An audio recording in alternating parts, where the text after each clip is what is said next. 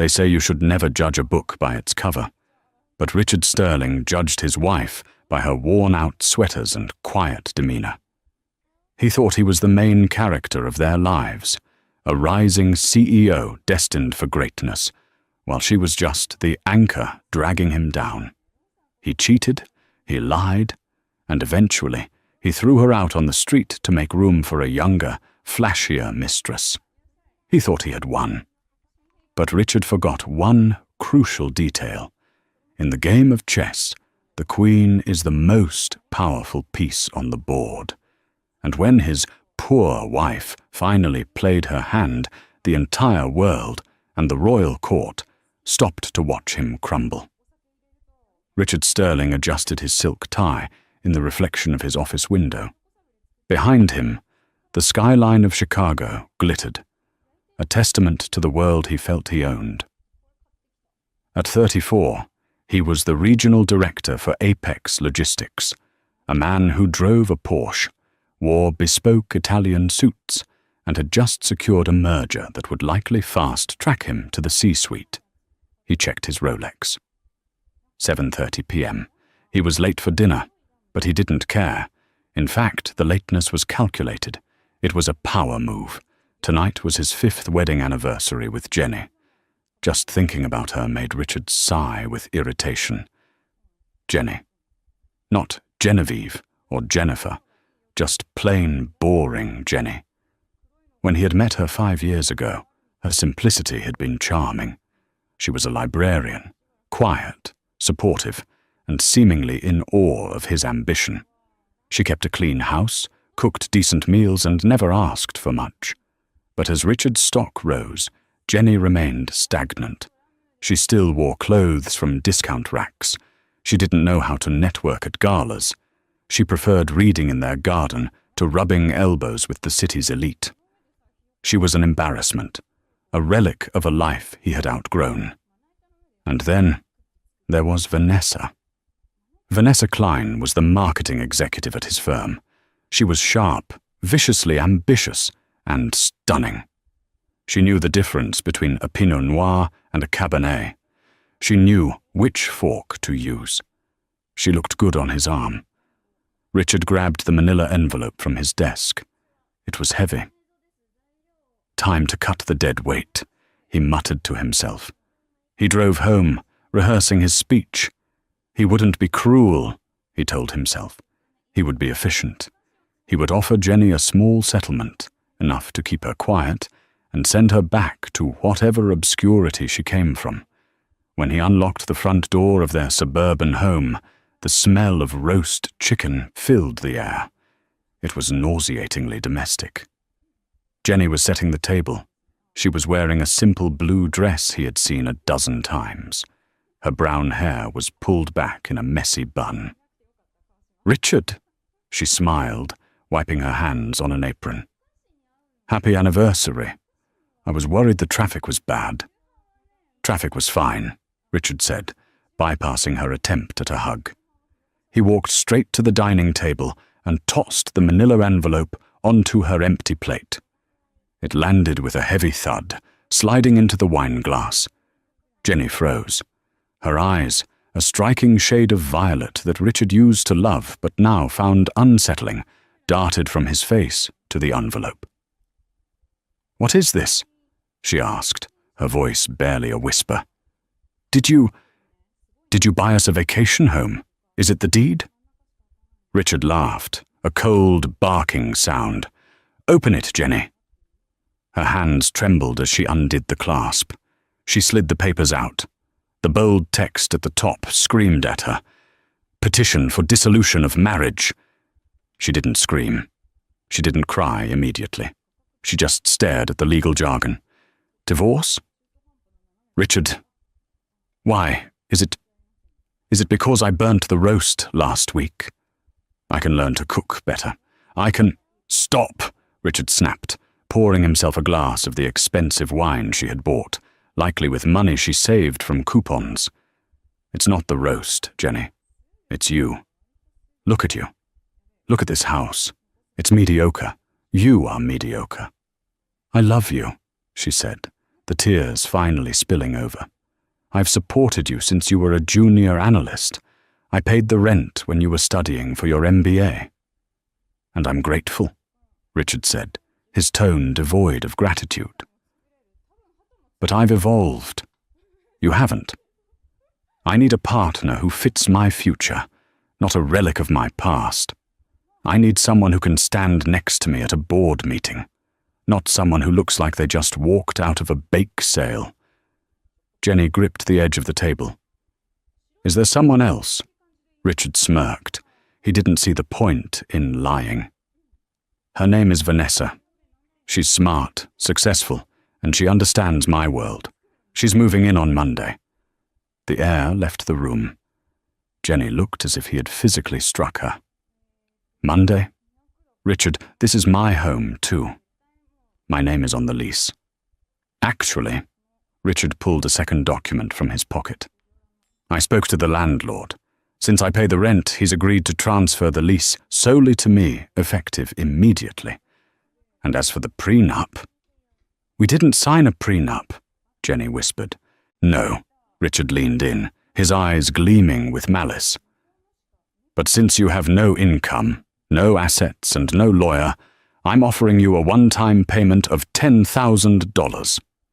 Take it, sign the papers, and leave tonight. If you fight me, I will drain every penny I have into legal fees just to ensure you get absolutely nothing." Jenny looked at him. For a second, Richard thought he saw something shift in her eyes. The sadness vanished, replaced by a strange, icy calm. It was a look he had never seen on her face before. It was almost regal. $10,000, she repeated slowly. "For 5 years of my life. Take it or leave it," Richard checked his watch. "Vanessa is coming over in an hour to measure the windows for new drapes. I want you gone before she gets here." Jenny stood up. She didn't shout. She didn't throw the roast chicken at him. She simply walked to the envelope, pulled out a pen from her apron pocket, and signed the papers with a flourish. "You're making a mistake, Richard," she said softly. "The only mistake I made was marrying a nobody," he retorted. Jenny placed the pen down. "I will pack my things. But remember this moment. Remember that you wanted this." She turned and walked up the stairs, her head held unnaturally high. Richard poured himself another drink, feeling a surge of victory. He had expected begging. He had expected a scene. But Jenny, as always, was weak. She had folded instantly. He had no idea that upstairs, Jenny wasn't crying. She was reaching under her bed to pull out a dusty, leather-bound trunk that had been locked for 5 years. She dialed a number on a burner phone she kept hidden in a hollowed-out book. "It's time," she said into the receiver, speaking in flawless French. He broke the contract. "I'm coming home." The transition was brutal and immediate. By 9 p.m., Jenny was gone. She had taken only 2 suitcases, leaving behind the furniture, the kitchenware, and the life she had built. At 9:15 p.m., Vanessa Klein walked in. Vanessa was everything Jenny wasn't. She was blonde, loud, and smelled of expensive Chanel perfume. She walked into the house like she was conquering a small country. "God, it smells like suburbia in here." Vanessa wrinkled her nose, kicking off her red stilettos. She looked at the dining table where Jenny's anniversary dinner still sat cold. "You, roast chicken? How 1950s? "It's over, babe." Richard came up behind her, wrapping his arms around her waist. She signed. "She's gone." Vanessa turned in his arms, a predatory grin on her face. Did she cry? Did she beg? She knew better. Richard laughed. She took the 10 grand and ran. Probably going back to her parents' trailer park in Idaho, or wherever she said she was from. "Good," Vanessa kissed him. "Now let's get rid of all this junk. I want modern furniture, sleek, white leather, and we need to get ready for the gala." The gala. The Silverleaf Charity Ball was the event of the season. It was hosted by the mysterious Foundation of European Heritage, a massive philanthropic organization that had just opened a headquarters in Chicago. Every major CEO, politician, and socialite would be there. "Tickets are $5,000 apiece," Richard said, a hint of worry in his voice. The divorce settlement and the new lease were eating into his cash flow. "Richard," Vanessa scolded, "you have to spend money to make money. If you want to be CEO of Apex, you need to be seen at the Silver Leaf. I heard a rumor that a European diplomat is going to be there, maybe even royalty." Richard's eyes lit up. Royalty? Some duchess or countess connected to the foundation. Vanessa waved her hand dismissively. "Who cares who she is? The point is, the networking potential is insane. We are going, and I need a dress that screams, 'Future CEO's wife.'" The next 2 weeks were a blur of spending and renovation. Richard burned through his savings to appease Vanessa. They bought new art, a new car for her, and tickets to the gala. Richard didn't hear a peep from Jenny. The $10,000 check he wrote her hadn't even been cashed yet. "She's probably too embarrassed to go to the bank," Vanessa laughed one morning over coffee. "Imagine being that pathetic." But strange things started happening at Richard's office. On Tuesday, Richard was called into a meeting with the senior partners. He expected a promotion. Instead, he was met with grim faces. "Richard," the CEO, Mr. Henderson, said, "we lost the Kensington account." Richard froze. The Kensington account was his biggest client. "What? Why? I just took them to golf last week." "They pulled out this morning," Henderson said, sliding a letter across the desk. "They cited ethical concerns regarding leadership, specifically your leadership." "My leadership?" Richard sputtered. "I've increased their profits by 15%. "They didn't elaborate," Henderson sighed. "But that's a $20 million loss, Richard. You're on thin ice. Fix it or you're out." Richard stormed out of the office, furious. He called his contact at Kensington, but the number went straight to voicemail. When he got home, Vanessa was in a rage. "My credit card was declined," she shrieked. "I was trying to buy the earrings for the gala, and the card was declined, Richard. Do you know how humiliating that is?" "It's a glitch," Richard lied, wiping sweat from his forehead. He checked his bank account on his phone. His balance was red. -$4,000. He clicked on the transaction history. It wasn't identity theft. It was the divorce lawyer fees, the lease transfer fees, the furniture, the car payments. He was bleeding money. "I'll fix it," Richard snapped. "Just wear the earrings you already have." "I don't recycle jewelry, Richard." Vanessa threw a pillow at him. Richard sat on the white leather sofa, head in his hands. He needed a win. He needed the Silver Leaf Gala to go perfectly. If he could secure a new investor there, someone bigger than Kensington, he could save his job and his lifestyle. He had no idea that the ethical concerns from the Kensington account weren't a coincidence. Across town, in the penthouse suite of the Ritz-Carlton, a woman stood on the balcony overlooking the city. She was no longer wearing a department store dress. She was draped in a silk robe embroidered with a golden crest, a lion and a dove. A man in a sharp black suit stood behind her, holding a tablet. "The Kensington account has been withdrawn from Apex Logistics, Your Highness, as requested." The woman turned. It was Jenny, but her posture was different. Her eyes were sharp, commanding. "Good," she said, her voice dropping the flat American accent she had faked for 5 years, replaced by the crisp, aristocratic lilt of classic British nobility. "And Mr. Sterling's financial status?" "Critical," the assistant replied. "He is leveraging everything on the Silverleaf Gala." Jenny smiled, sipping a glass of vintage champagne that cost more than Richard's car. "Perfect," she whispered. Let him go to the gala. Let him think he belongs among kings and queens. It will make the fall so much more painful. "Are you ready for the reveal, ma'am?" the assistant asked. "The press has been briefed. The embargo lifts the moment you step onto the red carpet." Jenny touched the diamond necklace resting on her collarbone, a family heirloom worth $6 million. "I'm not Jenny anymore, Arthur," she said.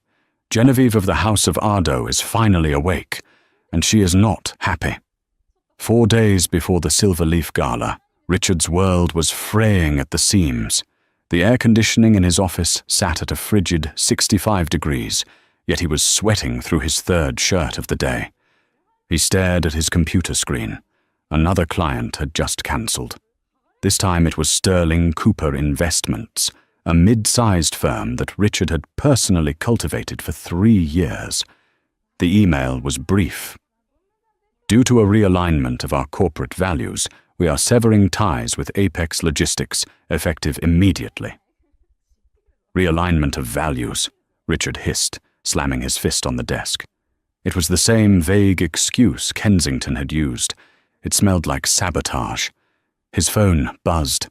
It was Vanessa. "Babe, the caterer for the pre-gala cocktails needs a deposit, $5,000. Which card should I use? Also, I hate the drapes we bought last week. They look cheap in the morning light. I'm ordering silk ones." Richard ignored the text.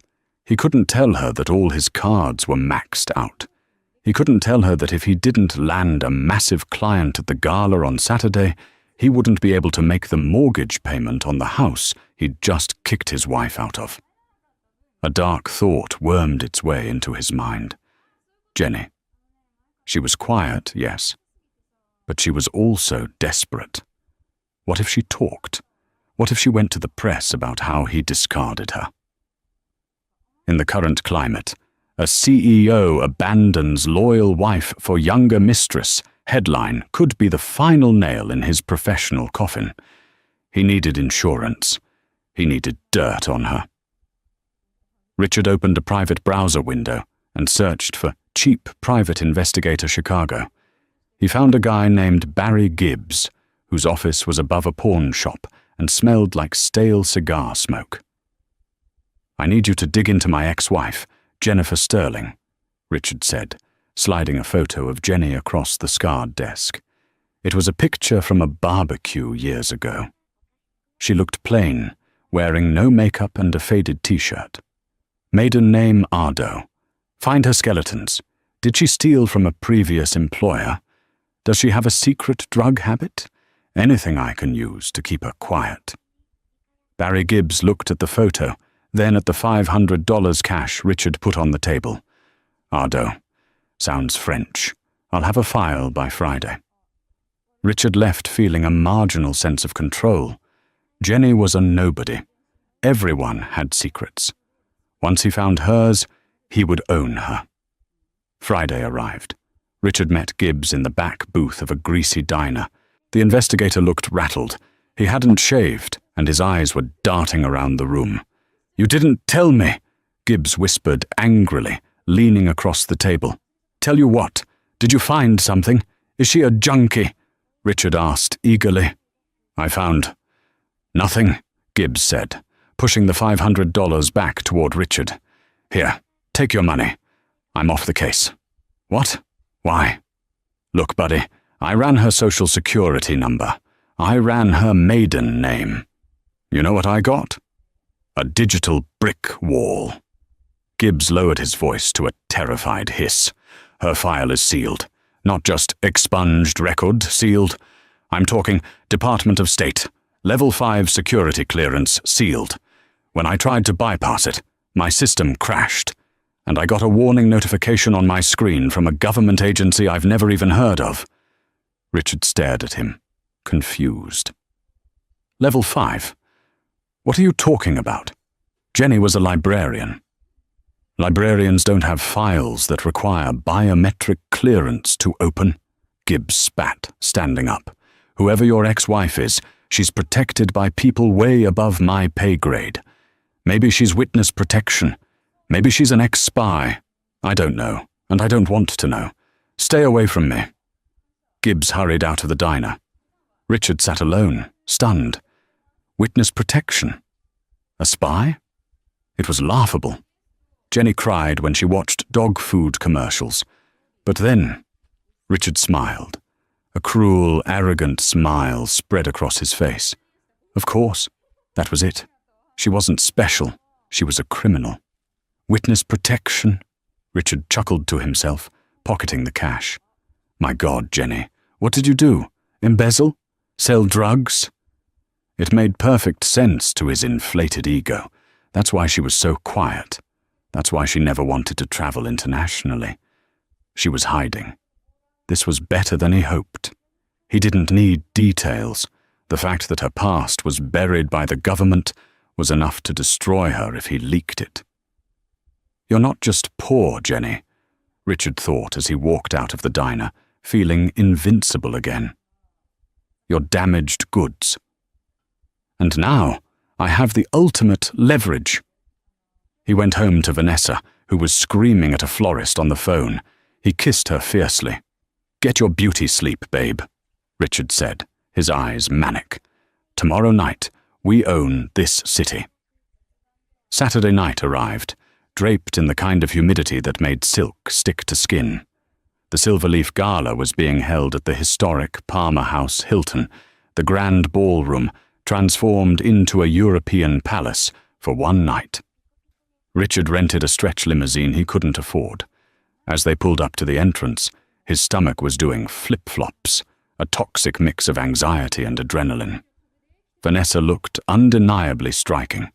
She wore an emerald green gown cut down to her navel, dripping in rented diamonds that Richard had put on a credit card with a comical interest rate. "Showtime, Richard," she said, checking her makeup in a compact mirror. "Remember, chin up. We are the power couple here. Everyone else is just background noise." The limo driver opened the door. Flashes of light erupted from the paparazzi, lining the red carpet. Richard stepped out, extending a hand to Vanessa.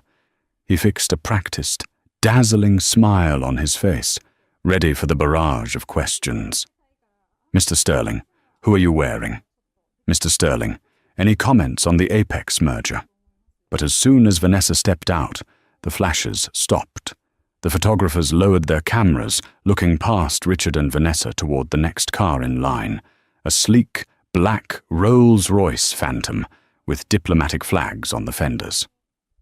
"Move it along, folks," a security guard with an earpiece muttered to Richard, gesturing toward the entrance. "You're blocking the arrival zone." "Do you know who I am?" Vanessa hissed at the guard, furious that her grand entrance had been interrupted. "I'm Vanessa Klein. He is Richard Sterling, director at Apex." "Yeah, okay." "Name?" The guard checked a tablet without looking up. "Sterling." "Richard and guest," Richard said, his smile straining. The guard scrolled for an agonizingly long time. "Sterling. Sterling. Ah, right. You're on the general guest list. Second entrance to the left. The red carpet is for VVIPs and honored dignitaries only." Vanessa looked like she was going to slap him. "Excuse me? We paid $5,000 a ticket. Move along, ma'am," the guard said sternly, stepping aside as the Rolls-Royce pulled up. The paparazzi began screaming the name of a famous senator, stepping out of the car. Humiliated, Richard grabbed Vanessa's arm and dragged her toward the side entrance, which was essentially a glorified service hallway draped in some velvet. "This is unacceptable, Richard," Vanessa fumed as they walked through the metal detectors. "General admission? We look like peasants." "Calm down," Richard snapped, his own nerves fraying. "It's a mix-up. Once we get inside, it won't matter. We'll work the room." Inside, the ballroom was breathtaking. Crystal chandeliers the size of small cars hung from the gilded ceiling. The air smelled of expensive champagne and thousands of imported white roses. An orchestra played Mozart flawlessly on a raised stage. The room was packed with the titans of industry. Richard spotted the CEO of Boeing laughing with the mayor. He saw tech billionaires and oil magnates. Okay, there's Henderson. Richard pointed out his CEO near the bar. Let's go say hello. Show him we belong. They approached Mr. Henderson, who was deep in conversation with a stern-looking European man with silver hair. Mr. Henderson. Wonderful evening, Richard said, clapping his boss on the shoulder a little too hard. You've met Vanessa, my partner. Henderson turned, his eyes cold. He looked from Richard's sweaty face to Vanessa's plunging neckline with distinct distaste. Richard? Henderson nodded stiffly. I didn't expect to see you here, given your current performance outlook. Vanessa bristled. Richard is the top performer in his division.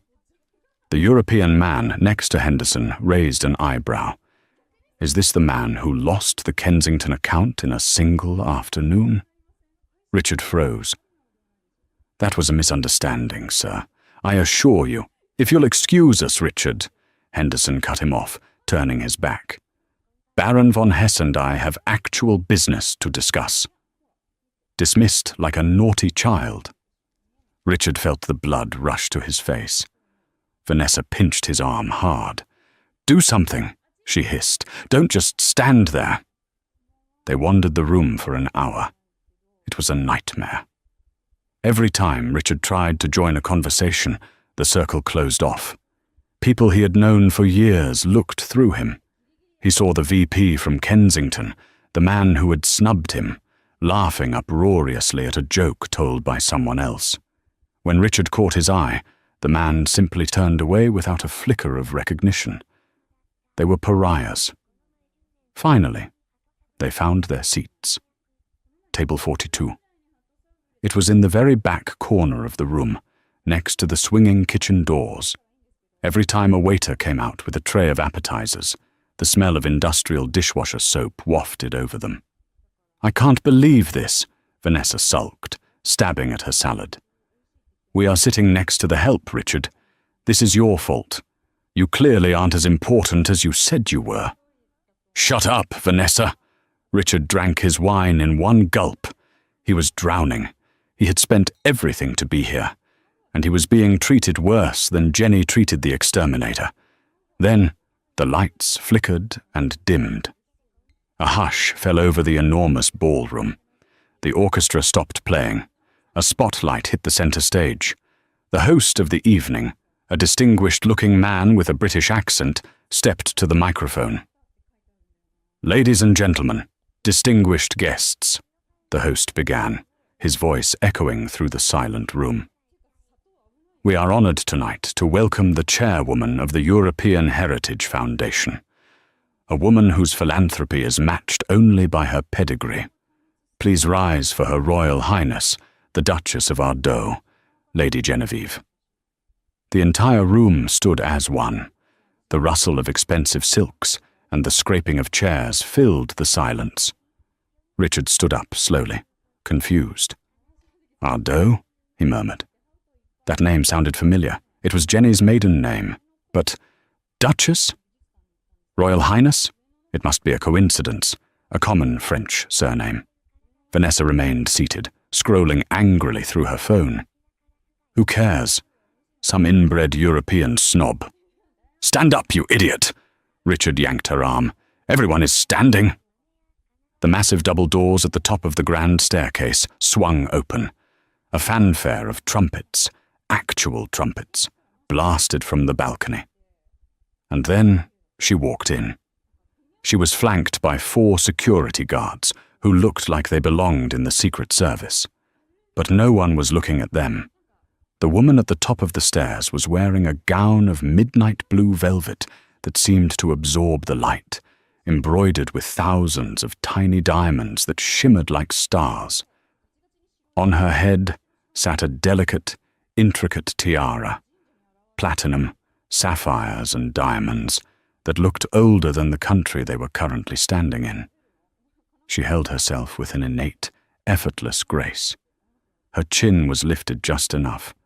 Her walk was slow, deliberate, regal. Richard squinted against the spotlight. The woman's hair was done up in an elegant, complex twist, highlighting her long neck. As she began to descend the grand staircase, the room erupted into polite, deferential applause. People in the front rows, the billionaires, the senators, were actually bowing and curtsying as she passed. Richard's heart hammered against his ribs. The woman turned slightly to acknowledge the applause, and the light caught her face. Richard stopped breathing. It was her eyes. Those distinct, striking violet eyes. "No," Richard whispered, his voice cracking. The champagne glass slipped from his numb fingers and shattered on the marble floor, the sound loud in the respectful quiet. Vanessa jumped. "What the hell, Richard?" He couldn't move. He couldn't speak. His brain was trying to process the impossible image in front of him. It was Jenny. His Jenny. The woman who wore sweatpants to watch movies. The woman who clipped coupons for laundry detergent. The woman he had discarded like yesterday's trash just 2 weeks ago for $10,000. But it wasn't Jenny. This woman was terrifying. She radiated power. The air around her seemed charged. She looked utterly untouchable. She reached the bottom of the stairs. The host bowed deeply and offered her his arm. As she walked toward the head table, the table surrounded by the most powerful people on earth, her path took her past table 42, near the kitchen. She didn't slow down. She didn't stop. But as she passed within 5 feet of where Richard stood, paralyzed amidst the shattered glass, she turned her head. Her violet eyes locked onto his. There was no warmth in that gaze. There was no sadness, no leftover love. There was only an arctic, terrifying indifference. It was the look a lioness gives a particularly insignificant beetle before crushing it. Just as quickly as it connected, her gaze moved on. She looked at Vanessa, who was staring open-mouthed at the tiara, with a flicker of amusement, and then continued toward the stage. Richard felt like he had been punched in the gut. The room was spinning. "That's—" Vanessa stammered, pointing a shaky finger. "Richard, that looks like—" "It's not her," Richard said quickly, his voice high and desperate. He was gasping for air. "It's a doppelganger. It's a coincidence. Jenny is from Idaho. She's nobody." But as Lady Genevieve took her seat at the throne-like chair at the head table, the man sitting next to her, the silver-haired Baron von Hesse, who had snubbed Richard earlier, kissed her hand. Richard realized with sickening clarity that the Baron wasn't just some businessman. He was her subordinate. The pieces crashed together in Richard's mind. The sealed government file, the sudden loss of the Kensington account, the strange calm when she signed the divorce papers. "I'm coming home." He remembered her saying that on the phone when he thought she was crying upstairs. He hadn't just divorced his wife. He had declared war on a duchess, and he was standing on the battlefield armed with absolutely nothing. Dinner was a blur of misery for Richard. While the rest of the room feasted on lobster thermidor and truffle risotto, he couldn't swallow a bite. His eyes were glued to the head table, where his ex-wife, the woman who used to clip coupons for laundry detergent, was currently laughing at a joke made by the French ambassador. Every movement she made was graceful, practiced. It was as if the clumsy, shy Jenny had been a character she played, a costume she had finally taken off. "Stop staring!" Vanessa hissed, kicking him under the table. She had downed 3 martinis in rapid succession. "You're making us look pathetic. If that is her, go up there and claim your stake. You were married to her for 5 years. That makes you, I don't know, a duke? A prince?" Vanessa's eyes gleamed with greed. The humiliation of the red carpet was forgotten. Now she saw a lottery ticket. "It's not that simple," Richard whispered, wiping sweat from his upper lip. "I made her sign a settlement, a clean break." "You what?" Vanessa nearly shrieked, drawing looks from the table next to them. You signed away a royal fortune for 10 grand? Richard, you are the most incompetent man I have ever met." Before Richard could respond, the room quieted again. The host tapped the microphone. "And now, a few words from our guest of honor, Her Royal Highness, Duchess Genevieve." Genevieve stood up. She didn't need a microphone. Her voice projected with clear, trained authority. She looked out over the sea of faces, her gaze sweeping the room. "Thank you," she began. "Tonight we celebrate heritage. But heritage is not just about bloodlines or titles. It is about character. It is about the quiet dignity of loyalty." Richard felt like the air in the room was getting thinner. "For the past 5 years," Genevieve continued, her eyes briefly flicking toward the back of the room, near the kitchen doors, "I stepped away from my duties. I wanted to understand what life was like without the protection of my name. I wanted to see if I could be loved for me, not for what I could provide." A hush fell over the crowd. This was juicy gossip. The Duchess was going off script.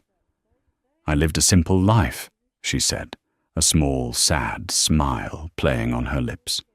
"I learned to cook, I learned to budget, and I learned that for some people, value is only skin deep. I learned that there are men who will look at a rough diamond and see only a rock, because they lack the vision to see the shine within." She paused, and the silence was deafening. "I was discarded," she said clearly, "traded in for a newer, shinier model, because I was deemed poor, because I didn't fit the aesthetic of success." Gasps rippled through the room. People were whispering. Who would dump a duchess? "But," Genevieve raised her glass, her voice hardening into steel, "I am grateful for that lesson, because it taught me that a queen does not need a king to build an empire. She only needs to remove the jesters from her court." The room erupted in thunderous applause. Women were cheering.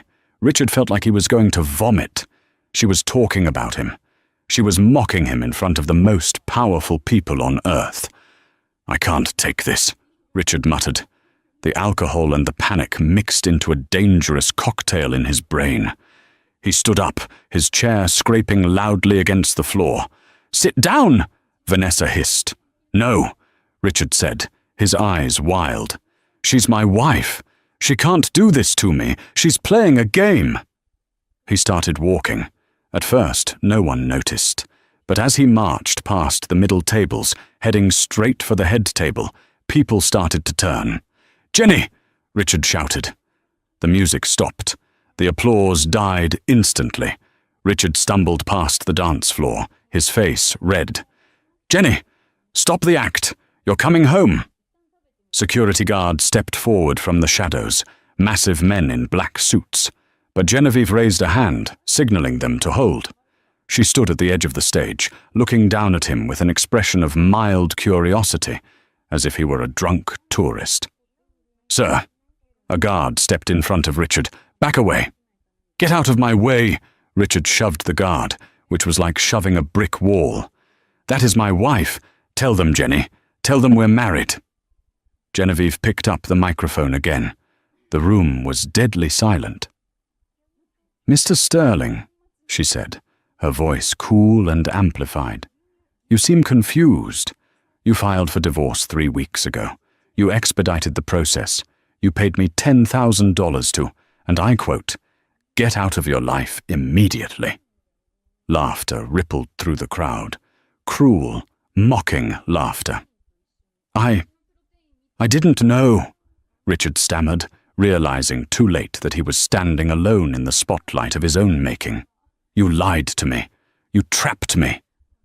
"I didn't lie, Richard," she said softly. "I just didn't tell you everything. I wanted to see if you loved me. You failed the test." "But I love you," Richard screamed, desperate now. "I made a mistake. Vanessa means nothing to me. Take me back, Jenny. Please." At table 42, Vanessa stood up, her face humiliated and furious. She threw her napkin on the table and stormed out of the ballroom, leaving Richard alone. Genevieve looked at him with pity. "The woman you loved was an illusion, Richard. And the woman you see before you? She is out of your league." She signaled the guards. "Remove him. He is disturbing my dinner." 2 guards grabbed Richard by the arms. As they dragged him backward, kicking and screaming, the entire ballroom watched. The elite of Chicago, the people he had tried so hard to impress, were shaking their heads in disgust. "Let me go! She's my wife! I own half of everything! I own half the kingdom!" Richard raved as the door slammed shut, cutting off his screams. Richard was thrown, literally thrown, into a small, windowless security office in the bowels of the hotel. He stumbled, catching himself on a metal desk, his breath coming in ragged gasps. The room hummed with the sound of a server rack in the corner, a stark, cold contrast to the orchestral music playing upstairs. He checked his reflection in the darkened window. His tuxedo was torn at the shoulder, his bow tie hung loose, and his hair was plastered to his forehead with sweat. He looked like a madman.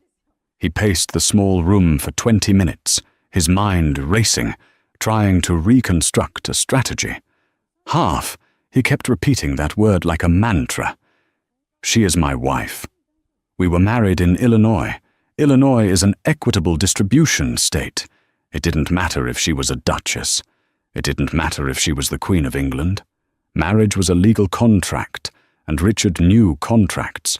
He was entitled to half of her assets acquired during the marriage. If she had billions, he was entitled to millions. He would sue her. He would sue the hotel. He would sue everyone." The heavy steel door clicked and swung open. Richard spun around, expecting a police officer. Instead, 2 men walked in. The first was Arthur, the man Richard had seen on the balcony, now identified as her assistant. He carried a leather briefcase that looked more expensive than Richard's car. The second man was older, wearing a charcoal grey suit that was tailored to frightening perfection. He had eyes like a shark, flat, black, and utterly devoid of empathy. "Mr. Sterling," Arthur said, his voice crisp. He didn't offer a hand. He sat on the edge of the desk, looking down at Richard. "I am Arthur Penhaligon, Royal Secretary to the House of Ardo. This is Mr. Stone, the family's international counsel." "I want to see my wife," Richard spat, trying to regain some semblance of authority. "I demand to see her." "You have no wife," Mr. Stone said. His voice was like grinding gravel. He opened a file on the desk. "The divorce decree was finalized by a judge at 9 a.m. this morning. You paid the extra $300 for the expedited service, remember?" "I'll contest it," Richard bluffed, slamming his hand on the table. "I was defrauded. She hid assets. That voids the settlement. In the eyes of the law, if one party conceals wealth, the agreement is null and void. I'll take her for everything she's worth." Mr. Stone smiled. It was not a nice smile. It was the smile of a predator who had already eaten. "An interesting theory, Mr. Sterling," the lawyer said. "And usually you would be correct. However, in this specific case, you have legally tied your own hands." Mr. Stone pulled a document from the file. Richard recognized it immediately. It was the DIY divorce settlement he had typed up on his laptop 2 weeks ago. He had downloaded a template from a budget legal website to avoid paying a lawyer. "Do you recognize this?" Mr. Stone asked. "I wrote it," Richard sneered. "So I know what's in it." "Do you?" Mr. Stone put on a pair of reading glasses. "Because you added a custom clause, Mr. Sterling. Clause 4, Section B. You wrote this yourself, didn't you? You were very proud of it at the time." Richard froze. He remembered. He had added that clause because he had a secret savings account with a $5,000 bonus he didn't want Jenny to know about. He wanted to make sure she couldn't touch his hard-earned money. Mr. Stone began to read aloud, enunciating every word. Both parties agree that this is a non-disclosure settlement. Furthermore, both parties explicitly agree to waive the right to financial discovery.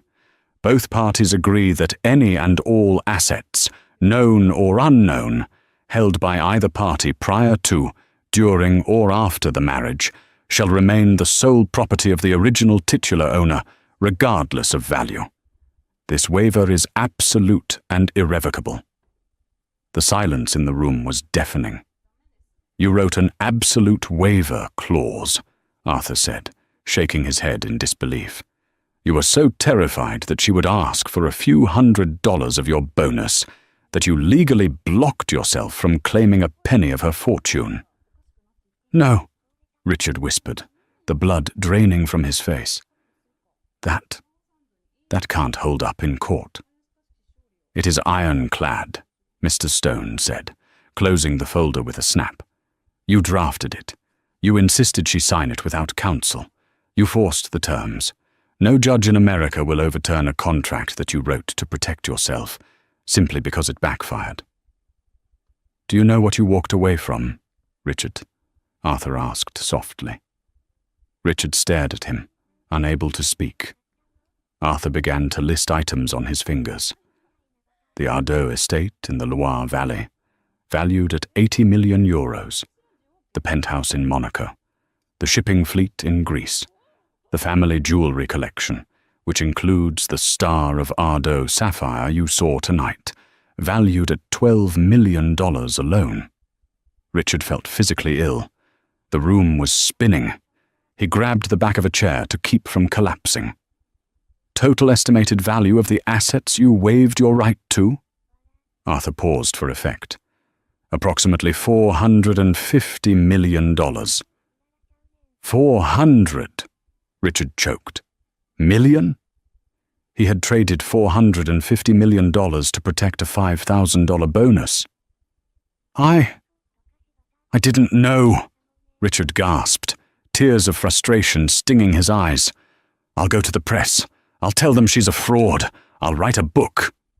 You could, Mr. Stone shrugged. But we would countersue for emotional distress, defamation, and breach of privacy. And unlike you, Mr. Sterling, the House of Ardeux has the resources to keep this in court for the next 50 years. We will drain you until you are selling your blood for bus fare. Do you really want to fight us? Richard slumped into the chair. He was beaten. Thoroughly, completely beaten. Arthur stood up and smoothed his suit jacket.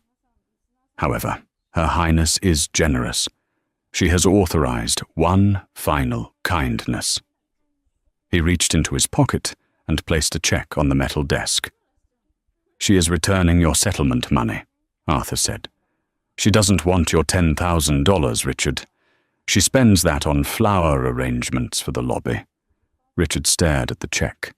It felt like a slap in the face. It was a symbol of his own cheapness. She also has a message for you, Arthur said, walking to the door. Richard looked up, his eyes red and hollow. What? Arthur paused, his hand on the doorknob. He looked at Richard with a mixture of pity and disgust. She said, "The roast chicken was delicious. It's a shame you were too busy looking at your phone to taste it. You never knew what you were eating, and you never knew who you were sleeping next to." Arthur opened the door. The sound of laughter and applause drifted down from the ballroom, a world Richard had been exiled from forever. "Goodbye, Mr. Sterling," Arthur said. The door slammed shut, the lock clicking into place. Richard was left alone in the cold, fluorescent-lit room with a check for $10,000 and the crushing realization that his arrogance had cost him a kingdom. The fall wasn't just swift, it was a landslide. When Richard was finally released from the hotel security office at 2 a.m., the adrenaline had faded, replaced by a bone-deep exhaustion. He was shoved out of the service entrance into a grimy alleyway behind the hotel. It was raining. a cold, miserable Chicago drizzle that soaked through his torn tuxedo jacket in seconds. He patted his pockets. His wallet was there, but it felt lighter. His dignity was gone entirely. He pulled out his phone. The screen cracked from when he had dropped it during the struggle with the guards. The notification light was blinking furiously, a strobe light of disaster. He had 63 missed calls. 5 were from Vanessa. 58 were from numbers he didn't recognize. Reporters, likely. He opened the text from Vanessa first. He needed her. He needed to vent, to scheme, to figure out how they were going to spin this. "Don't bother coming home tonight. I'm packing my things. I checked the registration on the Porsche, and since you were trying to be clever with your assets last month, it's legally mine. I'm taking it. Also, I blocked your number. You're embarrassing. V." Richard stared at the screen, rain dripping off his nose. She was gone. The woman he had destroyed his marriage for had jumped ship the moment the water reached her ankles. Next, he opened his work email. The subject line was in bold red. Notice of immediate termination. "Richard, following your conduct at the Silver Leaf Gala, which was live-streamed by several attendees and witnessed by our key shareholders, you are hereby terminated from Apex Logistics for gross misconduct. Your company credit cards have been deactivated. Security will box up your personal effects. Do not attempt to enter the premises." He tried to hail a ride-share app, but when he clicked Request, a red banner popped up. Payment method declined. He had to walk. It took him 3 hours to walk back to the suburbs. By the time he reached his driveway, the sun was beginning to rise, casting a grey, unforgiving light on his life.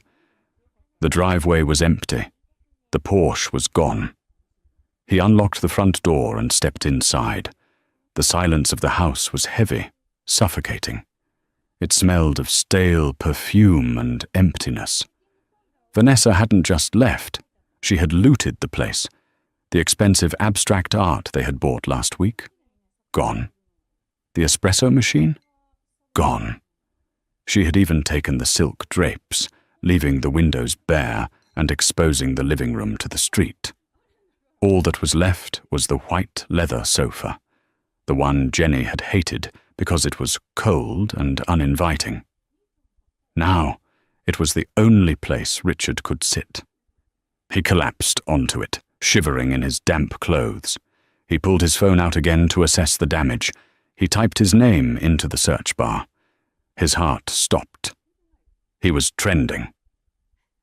The blind CEO was the #1 topic on Twitter. He clicked on a video with 4 million views. It was a TikTok recorded by a waiter at the gala. It showed Richard screaming, "I own half the kingdom," while being dragged away by security. The comments were brutal. Imagine fumbling a literal duchess for a marketing manager with bad taste in shoes. LMAO. This guy thought he was the main character, but he was just the NPC in her origin story. "I used to work for Richard Sterling. He once fired me for being 5 minutes late. Karma is a duchess." It wasn't just a scandal. It was a national joke. He wasn't a tragic figure. He was a meme. The entire world was laughing at his arrogance. Richard scrolled further and found an article from the Chicago Tribune. The Cinderella Reverse. Duchess Genevieve reveals how she tested her husband's character. The article featured a quote from Genevieve given at the after-party. "I never hid who I was," she had told the press. "I simply removed the trappings of wealth to see if the love was real. I wanted a partner who loved the book, not the cover. Unfortunately, Mr. Sterling never bothered to read the pages." Richard threw the phone across the room. It smashed against the wall, cracking further. He walked into the kitchen. The granite countertops, which he had insisted on upgrading, felt like tombstones. On the counter, near the sink, he saw something small. He walked over. It was a recipe card. It was written in Jenny's neat, looping handwriting. Richard's favorite roast chicken. It was stained with grease and worn at the edges. She had used this card for 5 years to make him happy. She had cooked for him, cleaned for him, and listened to him complain about his co-workers, all while sitting on a fortune that could buy his entire company 10 times over. She hadn't been weak. She had been restraining herself. She had made herself small so he could feel big. And he had repaid her by handing her a manila envelope and a check for $10,000. He looked down at the table. The check Arthur had given him in the security room was still clutched in his hand. Pay to the order of Richard Sterling. Amount $10,000. Memo. For your trouble. He stared at the numbers. $10,000. That was the price tag he had put on her love, and now it was the only asset he had left in the world. A sob ripped through his throat. It wasn't a dignified cry. It was an ugly, guttural sound of a man who realized he had held the moon in his hands and traded it for a flashlight. He slid down the kitchen cabinets until he hit the floor. He curled up on the cold tile. The check crumpled in his fist. The house was silent. No roast chicken cooking in the oven. No soft humming from the garden. No violet eyes looking at him with adoration. Richard Sterling was finally the master of his own domain. He had the big house, which the bank would take in a month, the leather furniture, and the complete, total silence he had always said he wanted. He closed his eyes, the image of Genevieve in her tiara burning behind his eyelids. He was the king of nothing. And that, my friends, is the tragic, satisfying downfall of Richard Sterling. He thought he was playing 4D chess with his life, but he didn't realize he was just a pawn in a much bigger game. It's a harsh lesson, but a necessary one. When you treat people like disposable objects, don't be surprised when you end up in the trash yourself. Genevieve went on to run her foundation, helping millions of people and becoming a global icon of grace and strength.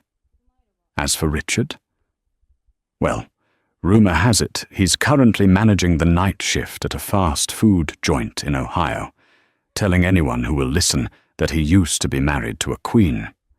But of course, nobody believes him. What would you have done if you were Genevieve? Would you have revealed yourself sooner, or was the public humiliation at the gala the perfect revenge? Let me know your thoughts in the comments below. If you enjoyed this story of karma and justice, please smash that like button. It really helps the channel. And don't forget to subscribe and hit the notification bell so you never miss another story of arrogance getting exactly what it deserves. Thanks for watching, and I'll see you in the next video.